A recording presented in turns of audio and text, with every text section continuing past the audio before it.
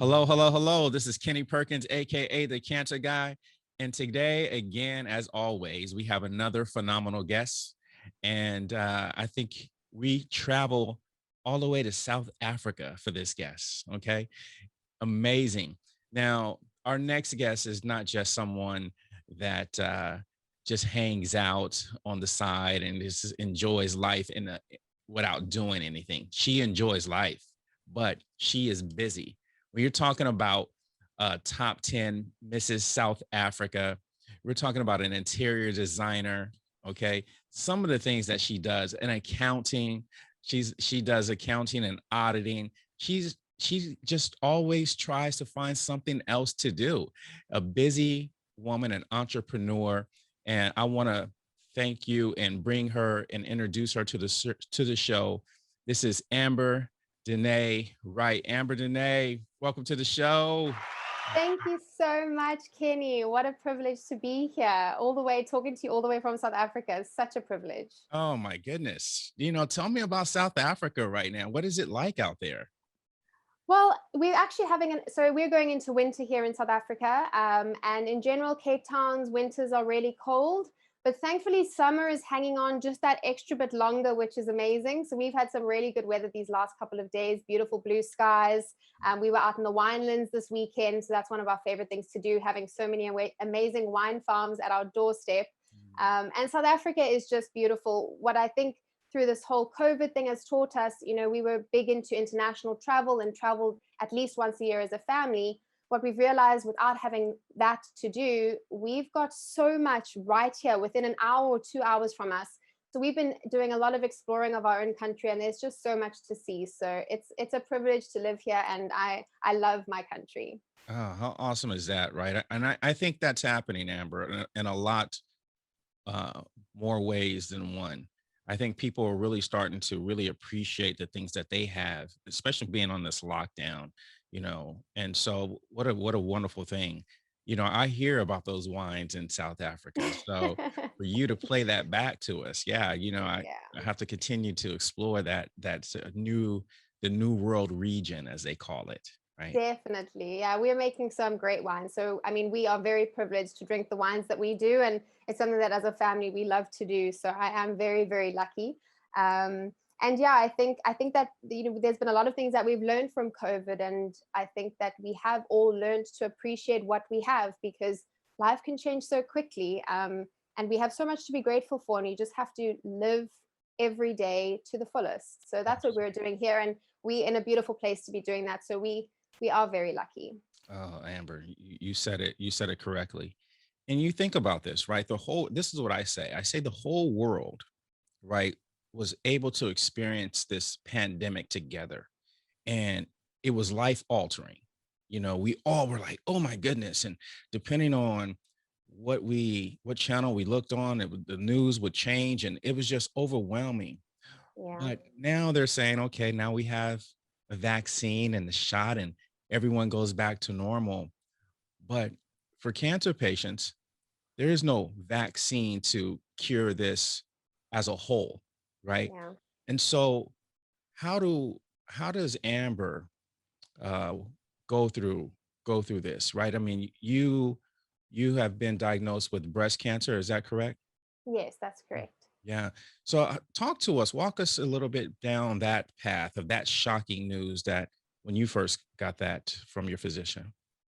So I'll start by first saying that it's exactly what you said. One of the toughest things about a cancer diagnosis is that you don't just finish up your treatment and walk away and move on with your life. It's a diagnosis that alters the course of your life forever. Your life looks different. It doesn't necessarily look bad and gloomy and dark, but it does look completely different. And I think that that's what makes this journey really tough. You don't just get to walk away from it, you live with it forever. Even if you are in remission or they find that you've got no cancer left, you still live with that for the rest of your life. And there's always going to be that fear of, will it come back? If it comes back.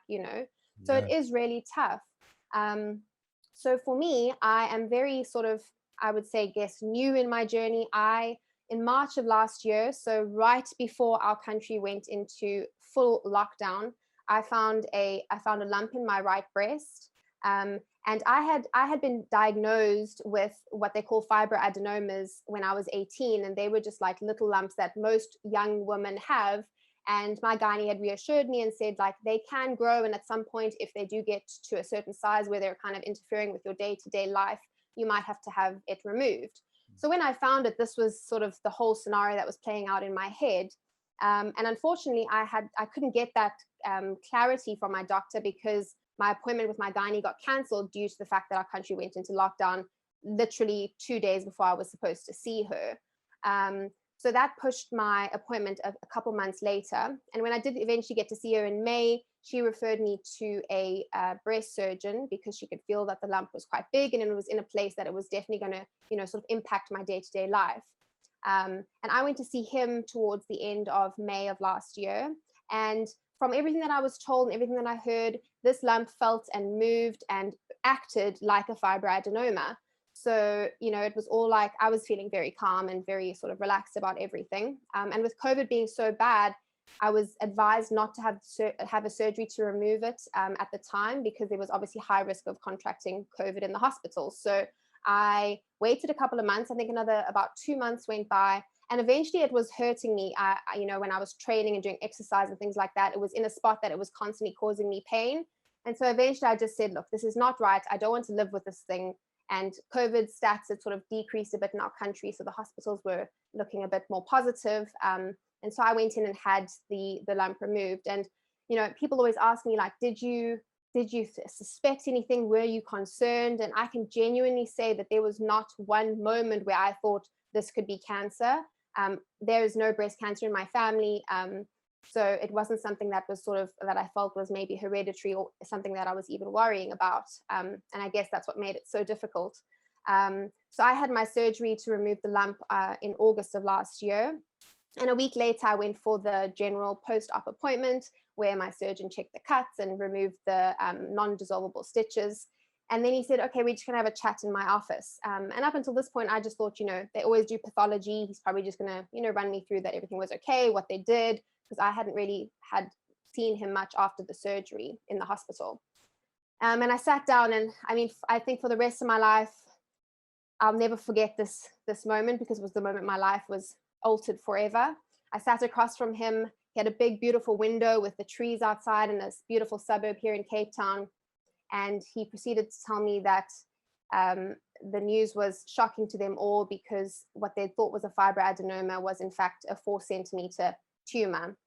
And when I try to, like, as clear as that moment is in my mind, it's also like a blurry scene, like, because your whole world, you almost feel like you're outside of yourself and you're watching the scene and you can't actually believe that it's happening. And I just remember feeling like I've walked into someone else's story. This is not my movie. Like, I'm not supposed to be here. This can't be happening. So those first few words that he started to speak, you kind of hear that like rushing sound in your ears where I think your body's just like preventing you from absorbing from the shock.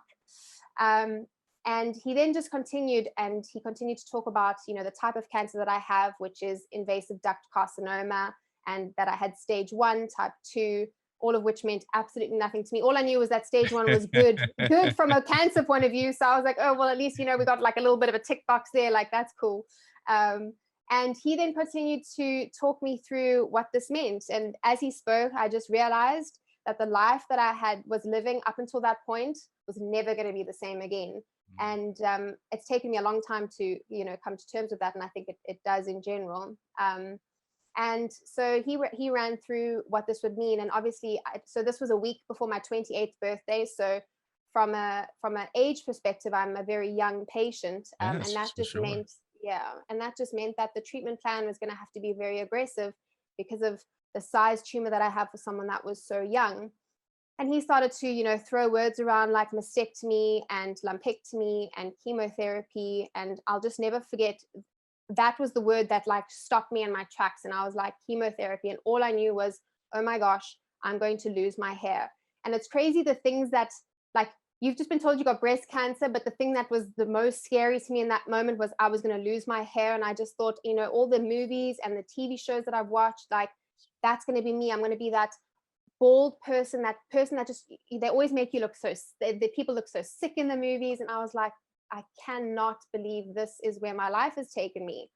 And to be honest, from that moment, my life became a whirlwind because I was thrown straight into scans and ultrasounds and CT scans. And the next day I went to see an oncologist. And when I was sitting with my surgeon and he said, they've booked me to see an oncologist tomorrow, I was like, what is an oncologist? I don't even know what they do. Like, that's how clueless I was, because I had no one, in my family or in my immediate, Sure. so it was For like sure. this whole new world that opened up. Yes.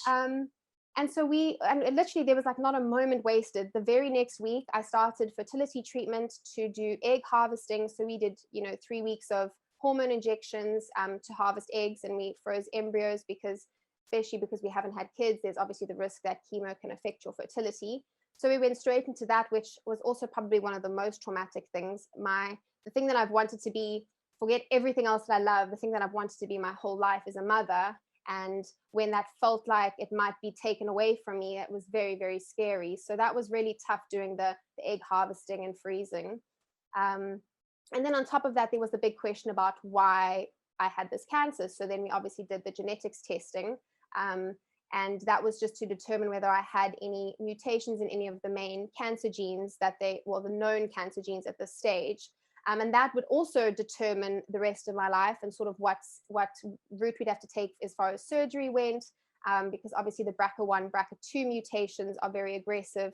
And all those genes bring about a whole bunch of extra risks of the other cancers, future second breast cancers and things like that. So the first bit of good news we got was that I didn't have any mutation in the cancer genes, which was great.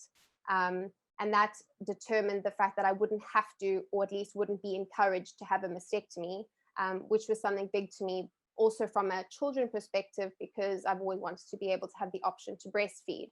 Sure.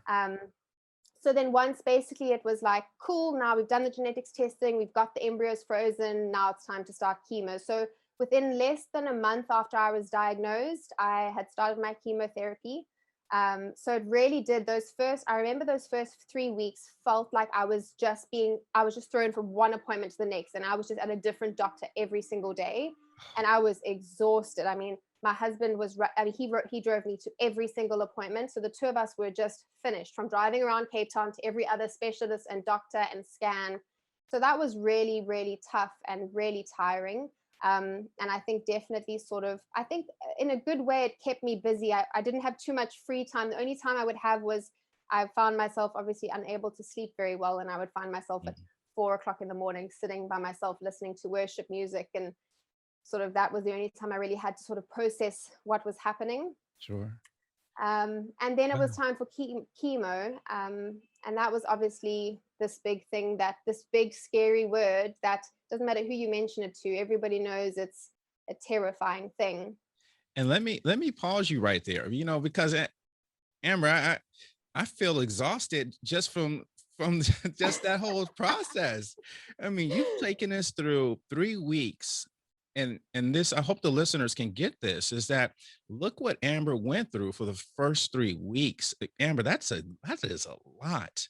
You're talking about from sitting in that chair, looking through that window and getting that news until now you're being fast tracked, right? And through things that you can't even, you barely have time to process. And wow. So talk to me about the feelings at that point, right? Because obviously you're shocked, but how are you able to process and then get the courage to go, okay, because you got to go through it, but get the courage to go, okay, we're going to do this. Talk to us a little bit about that prior to getting the chemo. So I don't know at what point I just made the decision, but at some stage in not even in the 3 weeks, I think basically from the day after I was diagnosed. So I've been a Christian my whole life. I was brought up a Christian, and my faith has been something that has been very important to me throughout my life. And in the day, sort of the 24 hours to 2 days after I was diagnosed, I knew that there was only one way that I was going to get through it, because I realized that within myself, I didn't have the strength I would need to get through this, to accept where my life was going and the changes that were going to happen. And so I just decided that I was going to increase my faith even more. I was going to trust in God's plan. I for one second don't believe that God gives anybody cancer, but he gives you the tools in order to equip you to handle this. And I 100% believe that I would never have made it through this journey without my faith, because in those dark moments where you feel like you can't carry on, there's only one person that you can lean on. And for me, that was God. So I spent those first few days, I made myself a worship music playlist. And in every minute of quiet time in the car, driving to my appointments and my sessions, I was playing that worship music, and I was just filling myself with God's presence and with faith. And I just decided that I was going to trust God, and I was going to fight this thing, and I was going to wake up every day, and I was going to do my best to be positive and to fight it, because I knew if this thing got me from a mental point of view, it was going to be really tough to come back from. And so I just chose a path that meant being positive, not to the point of denial, but positive in the sense that I was going to take a really bad situation, I was going to fight it with everything that I had, and I was going to make sure that something good would come from it. Yes. And that's kind of what I did, and what I've tried to do, every day since that moment. Oh, it's phenomenal. You know, and faith gets highlighted when situations present themselves, right? When we find ourselves in a situation where it's trying, something that is going to test us, faith Exactly. faith comes into Yeah. play, and it's Yeah. amazing. It's amazing how that works, and Yeah. thank God for that. And so let Yeah. me ask you this, right? You instantly went into something, and that's the part that a lot of people don't, Amber. Sometimes you get diagnosed, and it's tough to transition and to latch on to something, right? How is that something that you've learned from childhood? Have you always been able to face adversity, or how did you develop that to be able to have the courage to go, no, we're going to fight. I'm going to link into faith. That seems Yeah. to come from somewhere. Yeah. So I mean, I've got two amazing parents, and I have to give them the credit for this, because I was raised. So my dad is an ex-soldier. So he had three girls, which was the funniest thing, because I think all he ever wanted when he was younger was a boy, and thought that that was the way his life was going to go. And he had three girls. And so from very early on, we've been three girls that can kind of be girly, but we can also get really rough and tough. And like, I played touch rugby, and we like to do crazy things like skydiving and scuba diving. And so we're very adventurous. And my dad from very early on instilled in us this ethos of like, no guts, no glory, and be all you can be. And then with that also, being raised in a Christian home, whenever times got tough as a family, we were always praying and believing in God for whatever it was, whether it was exams, or whether it was an illness, or whether it was a family member in hospital. No matter how, extreme or, minor the thing was, as a family, we were always trusting that God had a plan for our lives. And so I was raised in that way. And obviously at some point you have to make that decision for yourself. And I was then lucky enough to enter into a relationship with my now husband, Nick, who was also a Christian. And I think in a way he even strengthened my faith, because he had such a strong faith when I met him. And maybe at the time when we met, I was late teens, like early 20s. So you're kind of in that stage where you still believe, and I've never not believed, but maybe you're not actively seeking a relationship with God. Yeah. And then I think entering into a relationship with someone who brings, his faith into the mix, it only strengthened my faith as well. So yeah, I think, upbringing was very important. I was raised to always be tough, and to not let things get you down. And when you fall down, you get back up again. And you don't take defeat lying down. And so that, there can be the extreme of that. And I think you've got to be careful in life not to, overcompensate for that, because I think then you can end up in that denial, like things aren't really happening. So, I had to find my own way of being like, I can be tough and I can be strong. It doesn't mean that it's easy, and it doesn't mean that I don't accept that this is difficult or whatever. But yeah, that I've just found this way to be tough, but not in a way that's going to be detrimental to myself. For sure. For sure.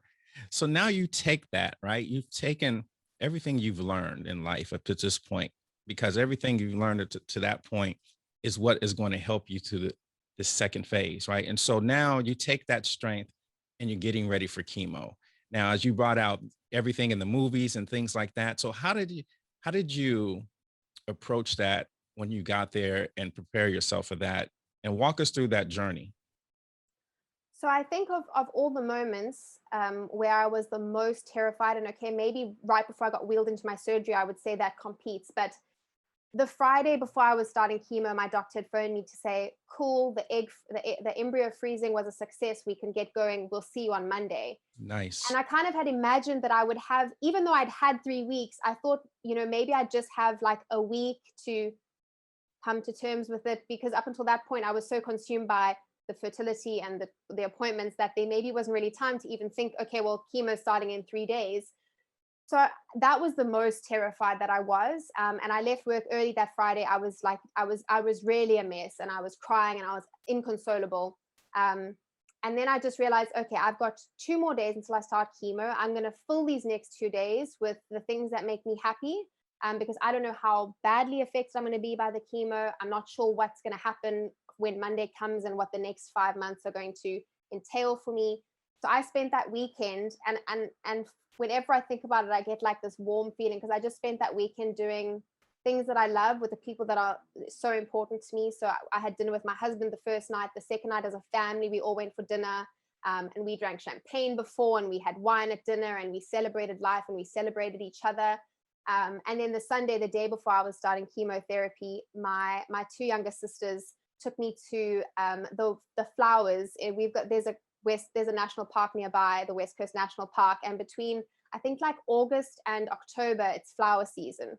And they took me there, and that was the first day since I'd been diagnosed that I really just allowed myself to forget about everything else and just really, really enjoy. And it Mm. was like the best day that I could have had. And even to this day, when I think about like my whole life, that day sticks out for me, where we just had fun, and the three of us, we laughed and we lived, and we took a million photos, and everything was so beautiful. And when I got home, I obviously was like terrified for when that ended. But when I got home, I just had peace that I'm very blessed for the people that I have in my life and for the life that I have. And I've got so much to live for. So no matter what chemotherapy brought, I had so much to live for and so much to fight for. And I think that, despite the fear and stuff, that drove me, because there were people that loved me and people that I had, to fight for. It wasn't just for me. Yeah. Um, so yeah. Emotional, huh? Yeah, it is. It is. And it's so funny because I can tell the story 100 times, and then every now and then you just really feel it. So it's very Yes. emotional. Yes. And that's the strength.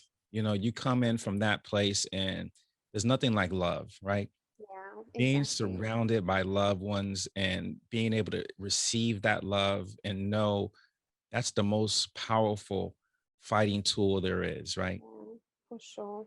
For sure. And I mean, it's just made me more aware of how important family is, how special relationships are. I mean, my marriage, and I think it can go two ways, but my marriage is better off now for me having had cancer than it even was before. So my relationships have been able to flourish under such hard times, because it does make you so appreciative of the people that you have and the life that you're given and the life that you've got. For sure. So yeah. Now let me ask you, so as you get into this, right? You've been filling up that cup for this moment and then you get into chemo. Was it as scary as you thought it was? Walk us through some of that, what you've gone through, and then how you were able to transition through that. So strangely enough, when I finished my first chemo, so I was really terrified. We drove to the hospital and I was feeling very, very anxious. And I think we're always afraid of the unknown. I think it's the scariest thing is just having no idea. And when all the movies just show the person bent over, vomiting the whole session, like that's sort of what you imagine. And so when Mhm. my first session was done, I kind of was like, okay, well, I think that I'd made it. I thought it was going to be a lot worse than it was, but I was weary to let that feeling sort of take hold, because I knew that there's an accumulation of the side effects and the treatment, and as you kind of go on. But I just realized after, like, once I'd made it through that first session, I was like, okay, I now know that I can do this, and it's not going to be fun, and it's long, and you do feel like not great. But the first session really was, if I can say, the least bad of all of mine. They did get worse, but the first one and even the second session, they were okay. And I think that then kind of gives you the strength to know, like, okay, well, I've done one, I got through it. This big scary thing that I've spent weeks being terrified of, I just did it, you know.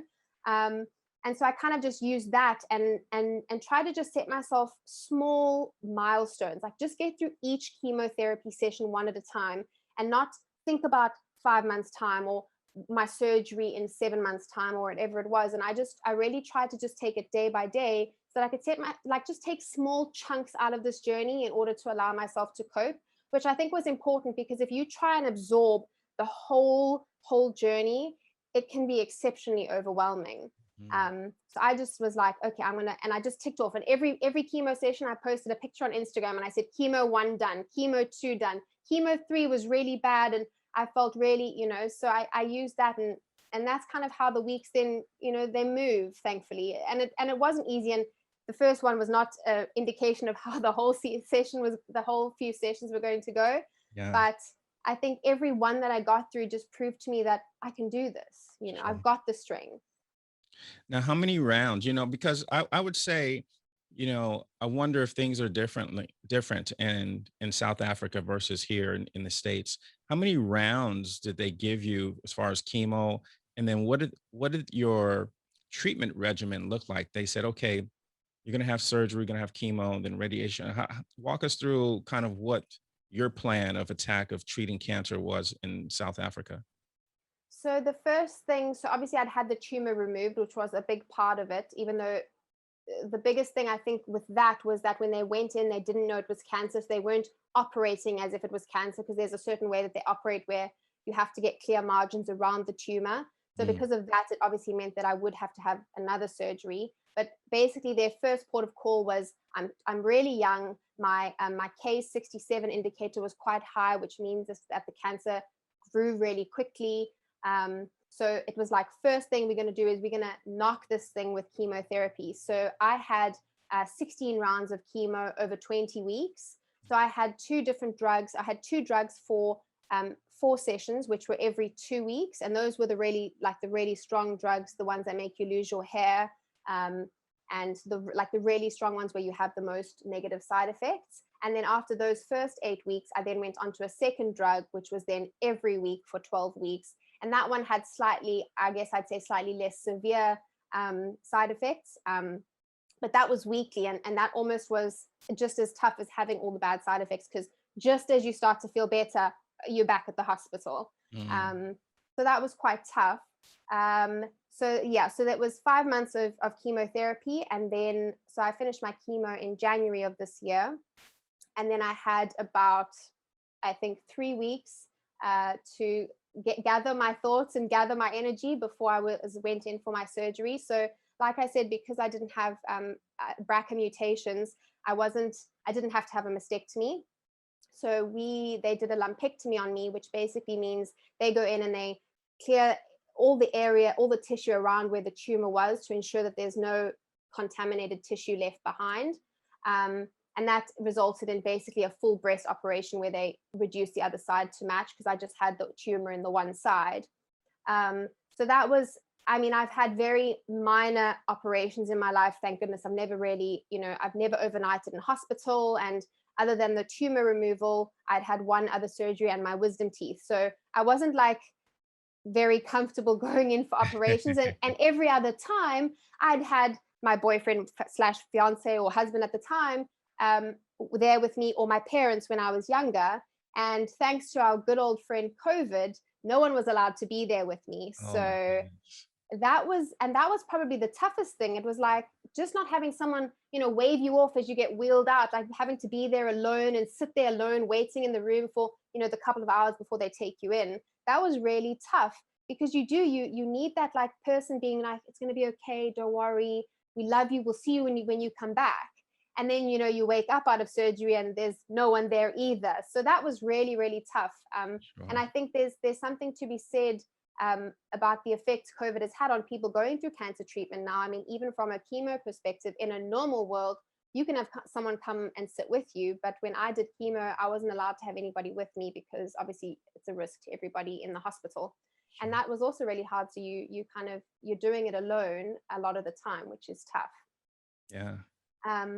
So yeah, and then I had to spend three nights in hospital on my own. So that was really tough, being in a hospital and having never overnighted.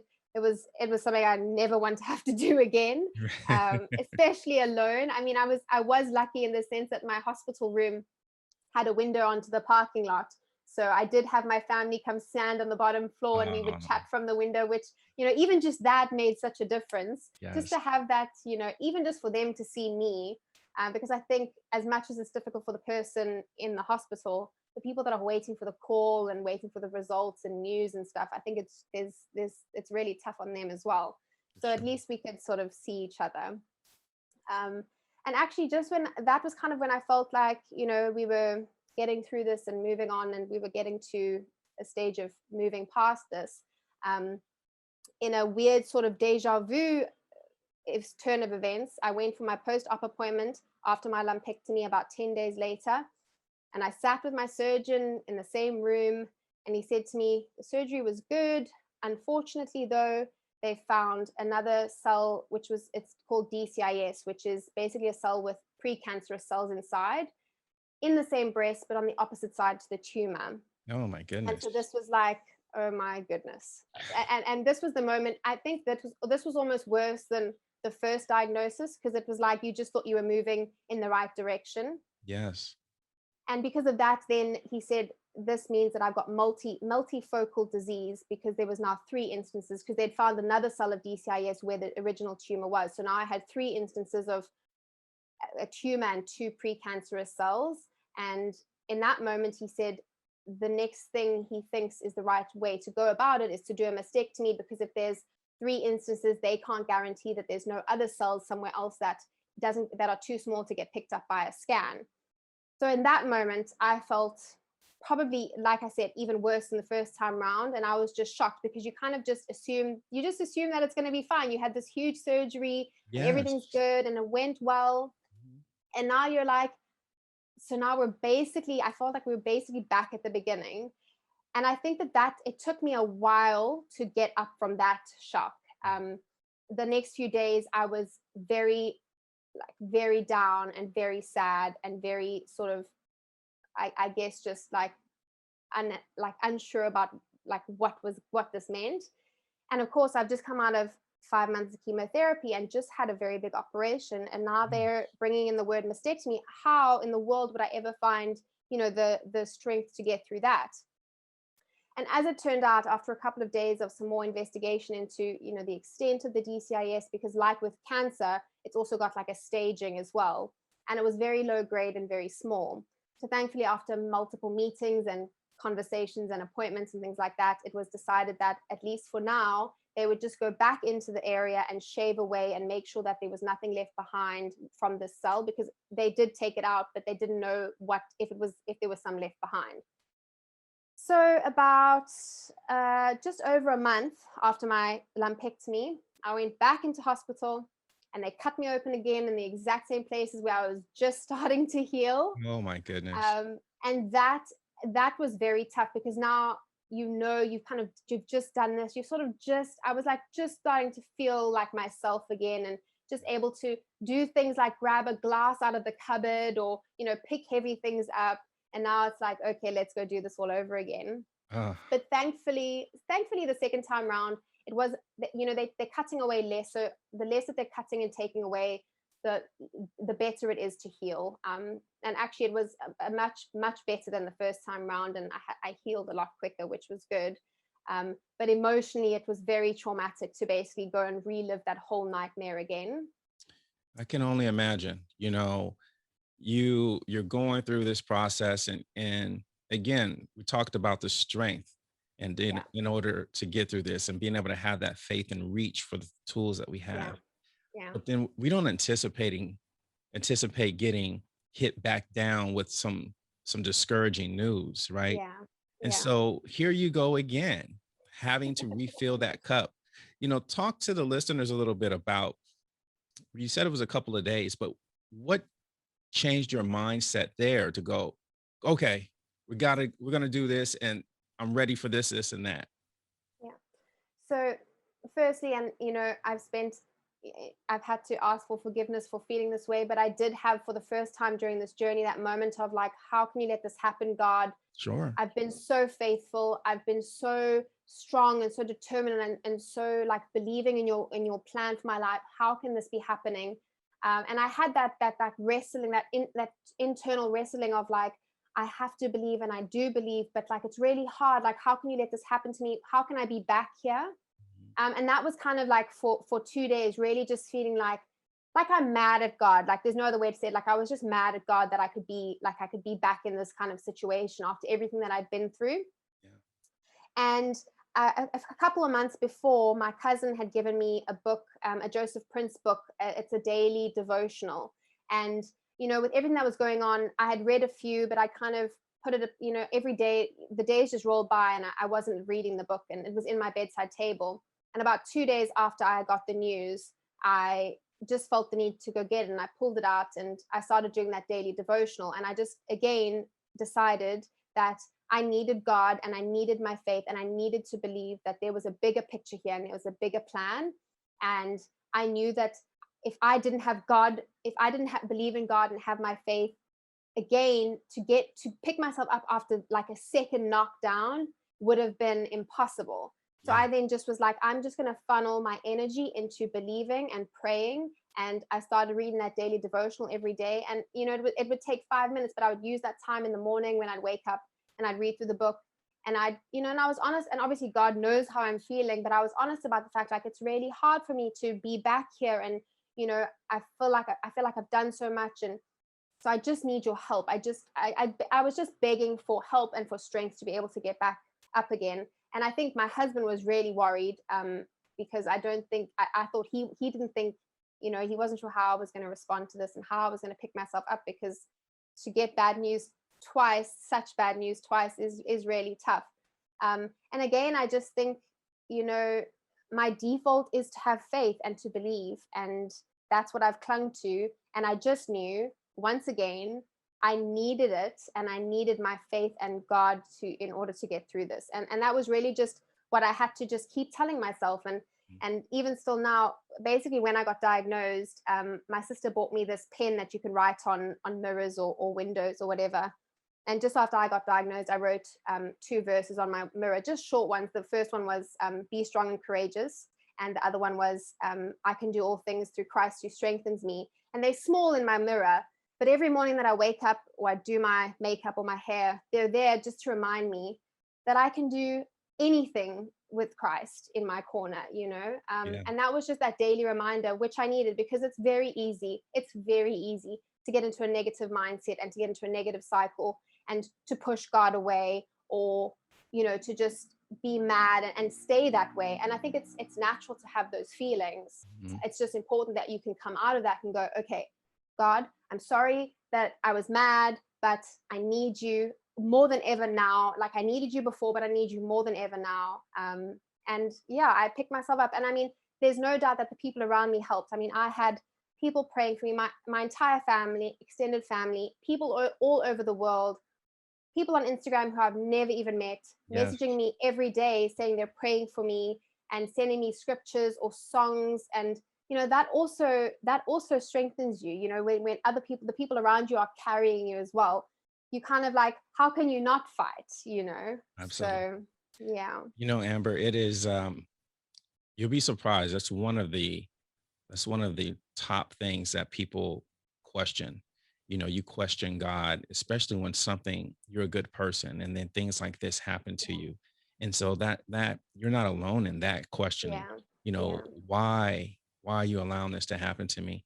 In the holy writings, it talks about, even God's friend, they call Abraham his friend. And Abraham was worried about his nephew, right? And so what did he do? He questioned them. He was like, Yeah. if there's 50 people in that city, are you going to destroy it? And then it's 40, and then, all the way down to 10. So what was he doing? He was questioning God. And then Yeah. you've seen that dialogue. Yeah. And so it's sometimes not understanding, why these things are happening. that we do question them. But Yeah. it's so important that we find those answers, Yeah. For and sure. and so you sharing that piece, I think sometimes people may not have faith, and so Yeah. that's a hard thing for them to grasp onto. But then the people who do have faith go, well, why me? And so then now there's a tug of war, and you understand that. Yeah. and um Exactly. and so, I thank you for sharing your Thank experience with you. us and the listeners. And one of the things I say is, you think about the lady who had this bleeding disorder. In the Holy Writings, it talks about this lady. She had this bleeding disorder, and then she just wanted it cured. She went to doctors and this and that, and she just couldn't get it cured. And in her mind, and her faith was so strong, right? She said, if I can just touch his fringes, you know what I mean? If I could just touch him, Yeah. that I would heal myself. And Yeah. the power of that, the power of Mm. faith. So it's super important. It Thank you for really is. sharing that. Thank you. No, and I mean, um, I've said it a couple of times to my husband. I think, you grow up as a Christian, and I've always wondered how, like, what opportunity would I have to share my faith? You're at school, and when you're young, it's very difficult to talk about God and your faith and what you believe in a lot of the time. And even as I got older, I wondered, like, how would I do justice to my faith and lead people to God in the way that you're kind of called to as a Christian. I don't know what that means for me and how I'm going to do that. And in this crazy way, and I just want to reiterate that, God doesn't give people cancer. Um, but through me getting cancer, I've been able to share my story. And who knows, maybe even if just one person turns to God because of my story, then my life would be totally, this whole thing would be worthwhile. It would all mean something, because that's what we're called to. And to have had this opportunity to share. And there's so many negative things about social media, but for me, I've been able to really see the positives of social media and sharing my story and having people message me and ask me questions and send me prayers, and this amazing community that's been built up over your phone, has just been incredible. And having the tools to talk about my faith and to share my feelings and the things that I've been going through, good and bad, and how Yes. tough it is, but you got to just have faith. And so it's a privilege for me, and to be able to share on your podcast is just it's a huge privilege. So I do thank you as well. Oh, we thank you. We thank you so much. And that's what we're doing. We're continuing to empower cancer patients through these insightful conversations. And Exactly. for those that may not have the faith or the strength to get through this, and being newly diagnosed, hopefully you can grab some Yeah. gems here that Amber has talked about and what she's used to get through this. And then it can help propel you through your cancer journey. So that's what we're trying to do here. And so we get back to, my goodness. Okay. It's second time around. We are going to no, we're going to fill this cup again. And you mentioned about the people who were praying for you, the people who supported you. How did your support team come about? Because a lot of times people may not have that at first, but it Yeah. it does develop. How did yours develop? So it started within my family. I've got a very close knit family. My parents and my two sisters are here in Cape Town, living in Cape Town as well. So firstly, my husband, who is the most incredible man on this earth. Mm. I am constantly grateful to God that he came into my life, because there's not another person on this earth who could have done and been for me what Nick has been for me over the last 9 months. So even if I just had Nick, and I'm so grateful I didn't just have Nick, that I had so many others, but even if I just had Nick, I had in him the most incredible support and, encourager. And he was just there to be whatever I needed in whatever stage that I was at. So I'm so grateful for that. And then my family here, and I've got lots of family in Joburg. And I mean, everyone from my parents, my sisters, my cousins, my aunts, I was getting messages Mm. every single day of people just saying they love me, they're caring for me. How am I? How am I feeling? Thinking of you, like remembering every single time I was going for chemo, which is so incredible, because everybody's got their own lives. And, you know, it's great and it's amazing if you can think of someone and support them. But I realized like everybody's got their own life, and somehow within everybody's own lives, they still manage to find the time to constantly check in with me. And that was absolutely mind blowing for me, and that isn't even just from family, that extended to friends. And like I said, friends all over the world. And then through sharing my story on Instagram, like I said, this whole other world of people opened up to me, where I was getting messages daily from people I had never met, never knew one thing about, literally just knew their Instagram handle. And yet they were saying to me how my story has touched them or inspired them or helped them cope with their mother's cancer, or helped them cope with something totally unrelated, but just my strength showed them that they could handle whatever they were dealing with in their life. And walking this journey with me, so even in the moments where I was physically alone, I just knew I always had these people around me praying for me, lifting me up and carrying me, which was so incredible. And it's super important to, have that around you, to surround yourself with people that are going to carry you and lift you up, and support you, because there are definitely going to be those days where you can't do it for yourself, where it's too tough and it's too hard. And then you need the people around you to say, okay, God is with you. We're praying for you. Even if you don't have the strength right now, we've got the strength for you, and we're going to, carry you through this. So I have been super blessed with, even to this day, and I'm 2 weeks post all my treatment, I get messages from people all the time checking in. So people are just phenomenal. And I've just really enjoyed seeing the positive side of social media, and what an amazing community you can build out of tragedy. Absolutely. And there is a positive side. And I think again, when our perspectives change, right?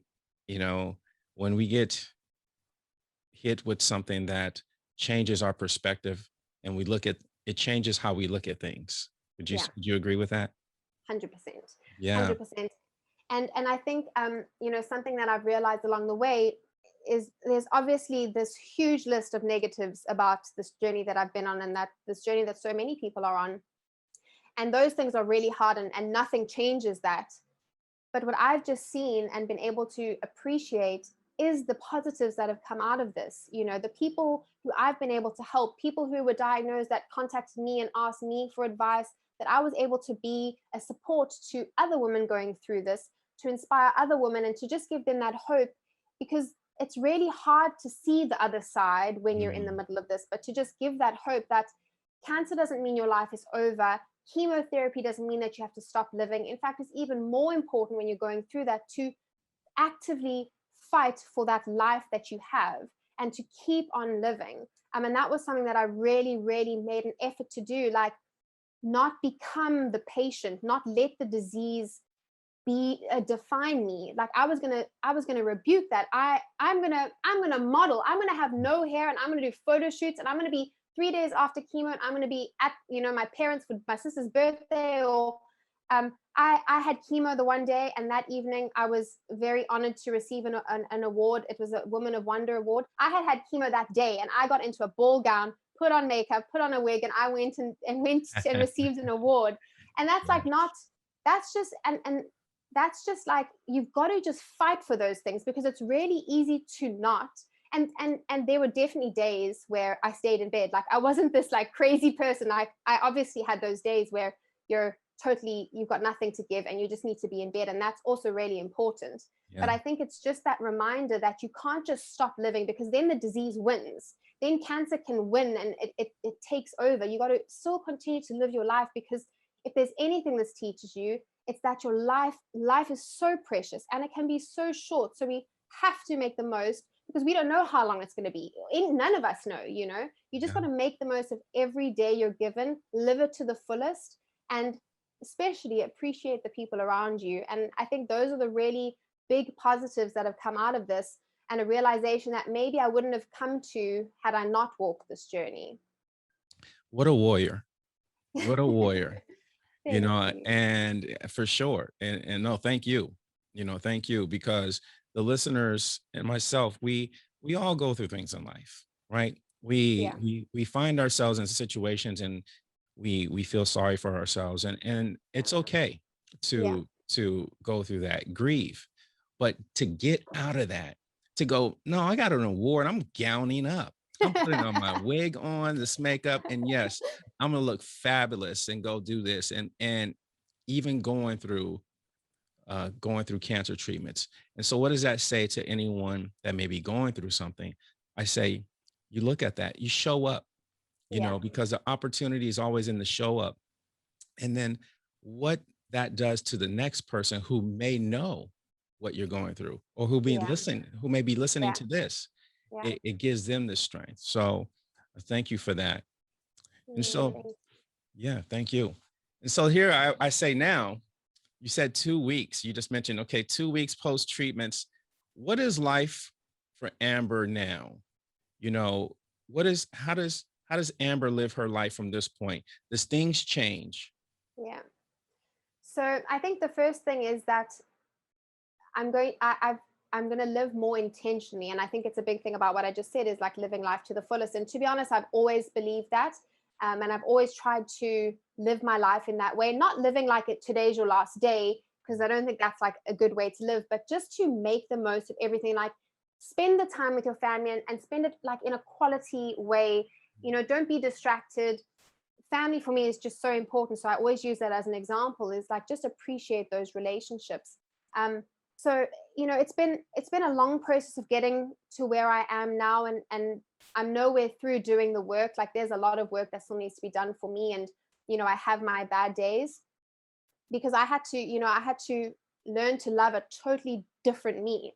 I lost all the things that people considered me beautiful for, or things that people found, remembered me for, my hair, my eyebrows, my eyelashes. I lost all of that. um, and so then what I always say is, when those things are stripped away, what is left behind? And that's really the important thing. And yeah, it's used as a cliche, all the time, but it really is what people are going to remember you for. And the thing that actually matters, because like I saw, all the physical things, all the outward things, they can all be taken away. But it's the person that you are inside. And through this journey, I've really been able to work on that person. And I think for that reason, the rest of my life, I'm going to be a better off person for it. I'm going to be a better wife. I'm going to be a better daughter. I'll one day be a better mother, because I've been able to really work on who I am inside. And I've been shown the things that are really, really important. And I don't sweat the small stuff. I was really the kind of person that would get anxious and upset and stressed about the stupidest things. And my husband would always be like, "It's such a silly thing. You don't need to worry about that." And I was like obsessed about silly things that aren't important. And then you face this journey and you realize life is too short to worry about the small things. There's big things in life that you're always going to have to deal with, but life's too short to stress about the silly, insignificant things. And so the things that are important are the things that are going to really matter, and the things that you could focus your energy on. But all the other things are irrelevant, and they don't need all of your stress and your mental capacity and your time. So I think it's just living more intentionally, appreciating the people that I have around me, having a renewed appreciation for the life that I have, because even having walked through 9 months of cancer treatment, being diagnosed with breast cancer, I was constantly made aware of how privileged and blessed I am to be able to have a home that I can come home to after treatment, to be able to receive world-class treatment from incredible doctors. Those are all insane privileges. And I had to keep reminding myself, because I have a very, very blessed life despite the trauma and despite the tragedy.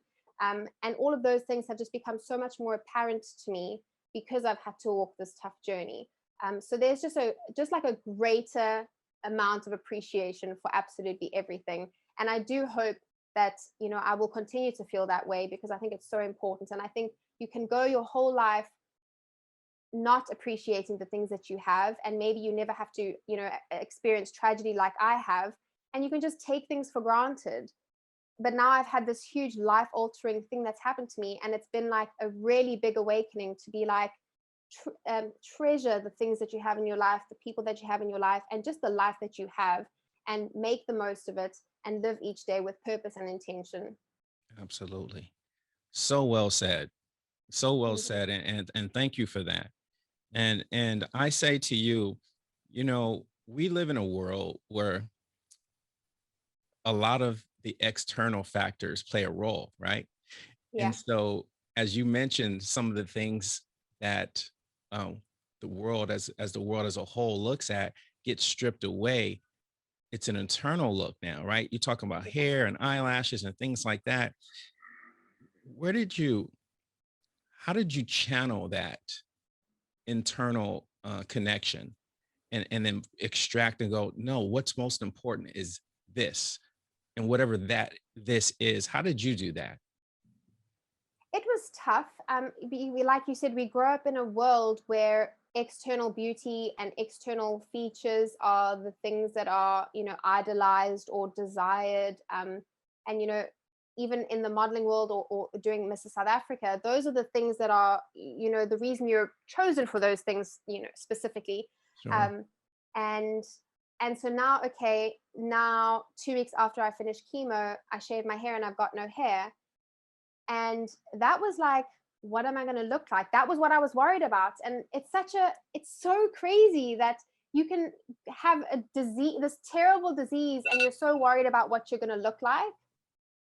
And so, I think a big thing that helped was, the way people responded was unbelievable.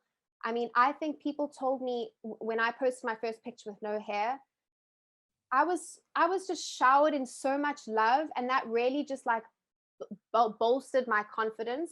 And then as I went on, and I was able to sort of absorb what I was going through, and I saw how much strength I had. I was just really in awe of the strength that God was giving me, and the strength that I was able to, channel into fighting this thing that, if you had asked me, I would have said, there is no way I can get through this. Um, and I think through that, I really just got an appreciation for the people, that the person that you are inside. And I've often thought, you go to the supermarket and someone's maybe like miserable or snappy, and you get annoyed as the customer, just as an example. What I realized through walking my journey, because as I said, I was working for the first 8 weeks, and I was working in a client facing role where I was helping people in a decor store. I was in the middle of chemo wearing a wig. No one would ever have known I was going through what I was going through. But it was just that moment where I realized that we all need to just be nice to people, because we have no idea what battles they're walking. Like we all have battles that no one sees. Yes. And it just made that, like, that point for me was just like, I just want to be a good person. I just want to be remembered for being a good person. I just want to be kind. And you're not always going to get it right, but I just use this as an opportunity to work on those things. And Mm. actually, like I said, I've done more photo shoots. I've had more people compliment me.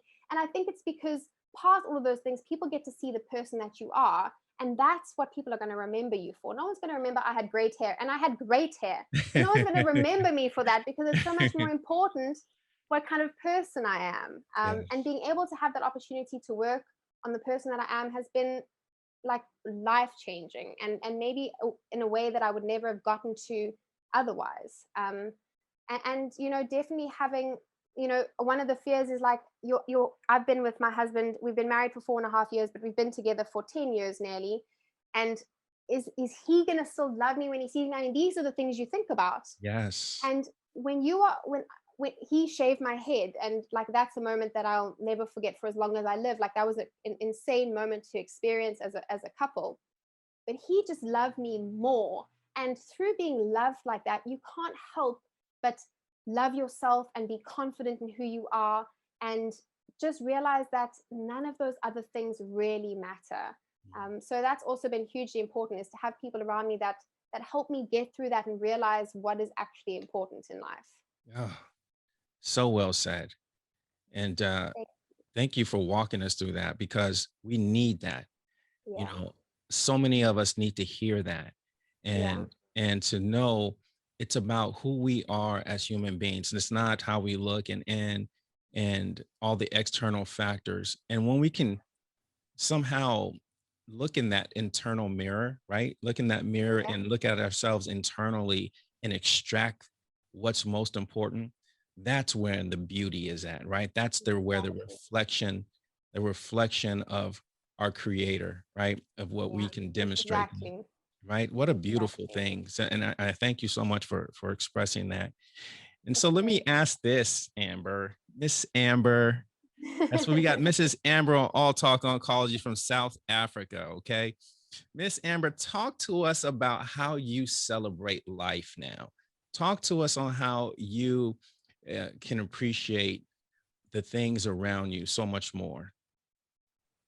So I think I've always been a person, or I've always tried to be a person that celebrates, no matter how small, celebrates. And I've always had I've had people always say to me, like, doesn't matter what it is, if it's a birthday or something way less small, it doesn't matter, it's worth celebrating. Yes. And luckily, as a family, we've kind of, that's how we've always been. So it's been very easy for me to be that way. So, pop that bottle of champagne. Like I love my wine and my champagne, and I haven't been able to enjoy it as much over the last couple of months, but pop that bottle, that special bottle. It doesn't have to be your birthday, or it can just be a Friday night and you're just going, I'm just happy to be alive. Like, for my husband and I to have walked the journey that we've walked, we are just like, any day that we get to just be together and be in our beautiful home and be alive is a day worth celebrating. So whether it's champagne or whether it's, going on a trip, like, take that trip.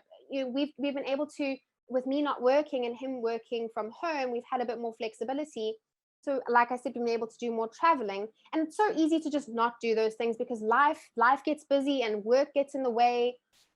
But we've just been like, no, we need to just capture all of these, every moment that we have. Let's just do whatever it is, whether it's traveling or eating out or drinking champagne at home, whatever it is, just do those things, because they also are things that just enrich your life. I've always thought that, like, travel especially makes you so rich, and it's not the rich that money can make you, it's a rich that's within your soul. And traveling for my husband and I, and for my family growing up, has been one of those things where you can just, you really get to just celebrate. You get to explore other places, and whether it's international or local, there's just so many things to do. So I just think, like, I'm continuing that sort of pattern that I've lived with my life, even more so, where it's like, just celebrate every day. It doesn't even, I keep using champagne because it's the thing for me that's like celebrating, but it's like, buy the balloons. And my husband threw me the most amazing, it was COVID, so it was just my immediate family, but we had a chemo party and he bought me this huge cake, and there were pink balloons everywhere and posters all over the wall. And it's like, that's a moment to celebrate. And then I finished radiation, and my whole family came over and we popped champagne, and there were big balloons, and we celebrated that. And it's like all the small milestones, and whether that's cancer or not, like, you get that job promotion, like, go for dinner or drink that nice bottle of wine that you've been saving. Don't save it forever. Like, there's obviously age your wine, that's fine, but like, drink that bottle of wine or go on that trip that you've been wanting to go on, because I think that this whole thing has just shown me that life is just, it's so precious, and it's short. And especially from a health perspective, even, obviously I'm here and I'm healthy and I'm good, but there were so many weeks when I was too tired and I had no energy and I didn't feel like going out or going away, and now I'm like, okay, well, now I've got my strength, so I'm going to exercise, because it's a privilege to be able to exercise, because my body is healthy enough to do that, and I'm able to get in the car and go on a road trip. And if you've got your health and all of those things, like, don't wait for something bad to happen in order to appreciate what you have. Like, do that now. And it's something that I'm always harping on about to the people around me, is like, you don't want to wait for tragedy to start appreciating your life. Like, appreciate it now. So if you're listening and you're not walking a cancer journey, just know that, like, the life that you have is worth celebrating, and just appreciate what you have. Because if you've got the basic things, there are so many people out there that don't even have the basic things. So if you've got a home and a partner that loves you and a family, like, those are such special things, and those make us such privileged people. And you just have to be grateful, like, just live a grateful life. And that's what I'm definitely trying to do, is just be grateful for everything that I have, big or small. Like, it's just so important. Ah, I love that. I love that. And I felt that energy through you expressing it too, and it's passion behind it, Yeah, and I thank you. definitely feel passionate. I'm like hot and sweaty from being so passionate about something that I believe so strongly in it. And like, it's only just become like, I've only become more passionate about it for having had breast cancer, because you do realize how precious life is. Absolutely. Absolutely. Oh, Amber, it's been a privilege having you on our show. And for anyone out there that's listening, Amber, what can you tell them as they get ready to embark on their cancer journey and they may be, a little intimidated with fear? What can you tell them to give them that strength? So I think the first thing that I will say, the first thing that I would say, which was very important for me, was your mindset. And I think we've spoken a lot about that through this whole um, day of chatting. Is that like your mindset is really, really important. So you need to find whatever it is that's going to help you get that strength. So you need to just do your best to be positive about the situation, because like I said, if you allow cancer to define you, then you're just going to be that patient, and your life is just going to feel like you're the sick person in bed. And that's not to say that you're not going to have those days. I keep saying that, but like you're obviously going to have those days. But just try set yourself a positive mindset, and every day you wake up, remind yourself that you can do this and you're strong enough. And like I said, like I wrote on my mirror, I wrote some Bible verses, whatever it is. They can be like small things that's just that reminder every day, because it does take a reminder every day, because it's a very long journey to walk and it's going to get tough. But just remind yourself every day of how strong you are and that you can get through this. And secondly, which is so important, is surround yourself with those people that are going to support you and love you and walk this journey with you. It's a very lonely journey, even with support. So you need those people around you that are going to carry you and walk with you and pray for you, and especially be there on those days where you feel like you don't have that strength within yourself. And then again, for me, like my faith, I hope that anybody that walks this journey can either have faith or find their faith, because for me, I could never have gotten through this journey without my faith, and without the strength that God gave me. And then most importantly, which I now have also spoken about a lot, is keep on living. Don't let a cancer diagnosis or chemotherapy or surgery, don't let it stop you from living. Just keep living the life. Do as much as you can to make your life feel as normal as possible, because you are going to feel sick, and you are going to have those days where life just feels like all you do is drive to the hospital and come home. So find those moments in the days that you're feeling strong, to do those things that make you feel normal. Go on a walk, just do whatever it is. Go out to a restaurant for dinner. Don't let cancer be your whole world. Fight back against it and say, I'm not going to let this take over. I'm going to continue living the best life that I can under the circumstances. And when this is over, my life is going to be 10 times, 20 times, however many times greater than it was before. And I'm going to make sure of that starting now. So I think if I can just encourage anybody with that, is just like there's so much to live for, and there is hope at the end of the like light at the end of the tunnel, and hope at the end of this journey. You just got to keep fighting and just take it day by day. Don't try, bite off more than you can chew. Just take it one day at a time. Set yourself small milestones and just get through each of those day by day. Lovely. We have Amber Wright on our show from South Africa. Amber, thank you so much for joining us on All Talk Oncology. Oh, Kenny, it's been such a privilege. Thank you. Every time I get to talk about my journey, I get empowered. I get to remind myself of how strong I am, and this path that I've walked, and how much I've achieved in this really terrible journey. So I'm super grateful for your time and for giving me the opportunity to share my story on your show. Thank you so much. Well, thank you. So again, we wanted to thank Amber Wright for joining us here on All Talk Oncology.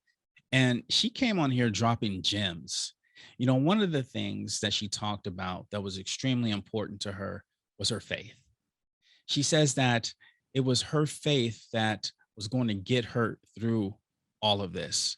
And she talked about the first 24 to 48 hours. It was difficult, to go through that shock, to get that news. She was a little depressed on dealing with that, but she knew that she needed to get out of that. After that 48th hour, she talked about she filled herself up with spiritual things, which was so important.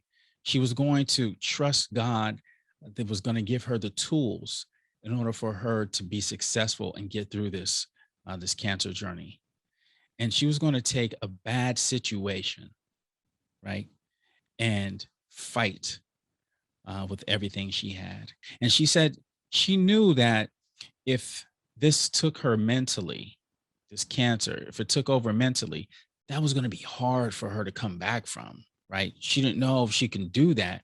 So she was going to fight with everything she had in order for her to maintain uh, her mentality, which was phenomenal. Another gift she talked about was about her courage. And I asked her, where did she get that from? Right. And she said, if you fall, you got to get back up. You just can't lie there and accept defeat lying down. No. And she said that her father, was a soldier. So she was raised tough, no guts, no glory type of thing. And which I thought was pretty phenomenal coming from her, who was like Miss South Africa, right? This beautiful person. But her courage is what really stood out and came through. And you don't take that defeat lying down. And what an amazing attribute that it is, right? But she also said this about courage. She says you don't want to have that, and it is so far off balance that it's to your detriment. And an example she gave was that before chemo, she was terrified before her first treatment, and she didn't know what to expect, what that was going to be like. But she decided that she was going to surround herself around her family and her loved ones. And so they went out to dinner, they celebrated. They went to a place that was so beautiful. She said it had so many flowers, and they took tons of pictures together. And it was just one of the greatest times she had in her life.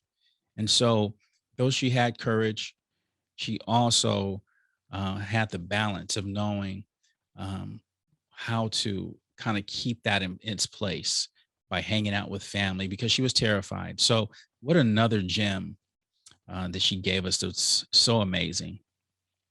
Another thing she talked about was the support team. And this is so important, right? Because so many people go through this not knowing if they're going to have a support team, or they don't even discuss it with anyone. And so for her, she took the first steps of sharing her story with someone, right? And it was from that sharing that her support team began to come about. And she said that she couldn't get through this journey without her support team because it carried her through this whole cancer journey. And what an amazing thing. What an amazing thing is when you can find people who are there for you that you can lean on and that support you and may not even know you the way you think someone who supports you should know. But this is what carried her through, and such an amazing gift. It's amazing how things or people show up in the time of need. I love that. I love that so much. Another gem she talked about is don't let cancer define you, right? And what she meant by that is you don't want cancer to be your entire world. And it can be, right? Because this is a horrific disease. It comes unexpectedly for most, but you don't want that to be your entire world. Go out, take pictures. She said, sign yourself up for a photo shoot, get out there and go to parties. If you meant recall, she talked about the same day she had chemo, she also had an award ceremony to go to. And so you think about that being infused with chemo, you're not feeling your best. But she said she went home, pulled out her gown, put on her wig, put on makeup, and she went and had an amazing time, right? What a phenomenal human being, right? To be able to come in and find that resilience and fight for that. And that's what she says. You says you have to fight for those days. You don't let cancer win. And that, oh my goodness, that I needed to hear that too. Just because in life, whether it's cancer, whether it's something tragic, we need to learn how to find that balance and dig that out. And so those are some gems that she talked about. She says, keep living, and don't let this cancer be your whole world, and make the most out of everything, right? Make the most out of life. because life is too short. So again, Amber Danae Wright, thank you so much for gracing us here at All Talk Oncology, all the way from South Africa. Appreciate that. And to the listeners, thank you so much for tuning in. Here is where you will find up-to-date discussions with industry experts and leading professionals that can help you on your cancer journey. You're not alone in this. We're in this together.